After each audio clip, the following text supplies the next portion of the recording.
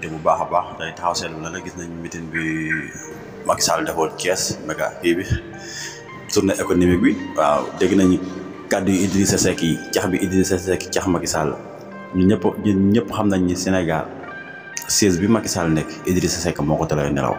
kon nag Idrissa Seck xam na ni moom jàpp na ni bu Macky Sall demul 3e mandat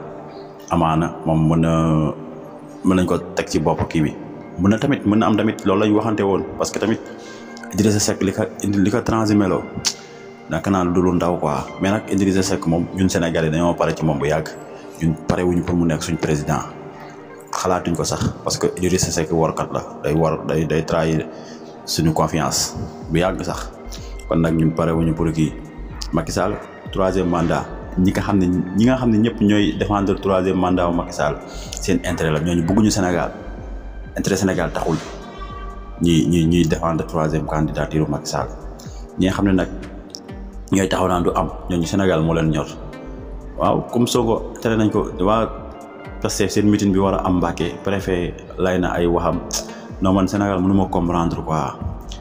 Macky Sall génn dem na Thiès dem na Roubaix Sonko moom citoyen Sénégal mënul am fu mu génn dem day na waar nag mu nekkoon seen taxaw seetlu am mbégte bu baax dina jaajëfal